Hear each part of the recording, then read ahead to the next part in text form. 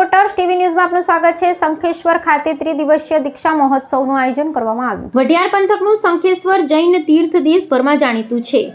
આ તીર્થ સ્થાને વર્ષ દહાડે હજારોની સંખ્યામાં પ્રભુ પાર્શ્વનાથ દાદાના દર્શનાર્થે આવતા હોય છે। તેમાં કેટલાક ભક્તોને પ્રભુ ભક્તિ લાગી જતા ઘર પરિવાર સગા સંબંધીઓ મિત્રો અને મિલકતને ઠોકર મારી દીક્ષા ગ્રહણ કરી લેતા હોય છે। આવો જ એક ત્રિદિવસીય દીક્ષા પ્રસંગે શંખેશ્વર તીર્થમાં આયોજન કરવામાં આવ્યું હતું, જેમાં પાદરુ ગામ રાજસ્થાન નિવાસી અક્ષકુમાર કવાડને ગુરુ ભક્તિ લાગી જતા પરમ પૂજ્ય આચાર્ય સસાની પ્રેરણા રશ્મિ રત્ન સુરીશ્વરજી મશાની પ્રેરણાથી માતા પિતા ઘરે પરિવારનો ત્યાગ કરી સંયમનો માર્ગો અપનાવ્યો હતો। આ પ્રસંગે ઉપકરણ કરી વધામણા મુમુક્ષુ દીક્ષાર્થીનો વર્ષીદારનો વરઘોડો નીકળ્યો હતો, જેમાં બેન્ડ બગી ઘોડા સાથે પ્રભુ પાર્શ્વનાથ દાદાની પ્રદક્ષિણા કરી 108 પાર્શ્વનાથ ભક્તિ વિહાર જૈન ટ્રસ્ટ ખાતે અવસરે પરમ પૂજ્ય આચાર્ય જીતરત્ન વિજયજી, પરમ પૂજ્ય નીતિરત્ન વિજયજી આદિ અનેક સાધુ સાધ્વીજી મશાની ઉપસ્થિતિમાં બુધવારના રોજ મુમુક્ષુ સંસારને ત્યાગી દીક્ષા અંગીકાર કરશે।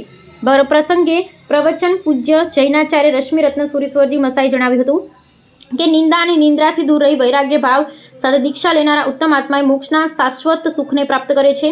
આધ્યાત્મિક જગતમાં ફોટા નહીં પણ એક્સરેની કિંમત હોય છે। ભક્તિ મૈત્રી અને શુદ્ધિ દ્વારા જ સંયમ જીવનની સફળતા છે। આ પ્રસંગે પ્રભુ મહાવીર સ્વામીની પાટણ પરંપરા 76મી પેઢીના પૂજ્ય પ્રેમ ભુવન ભાનુ જયઘોષ રાજેન્દ્ર જીતેન્દ્ર પૂજ્ય ગુણરત્ન સુરેશ્વરજી સ સાવંદન કરી ઉપકરણ વંદના કરવામાં આવી હતી।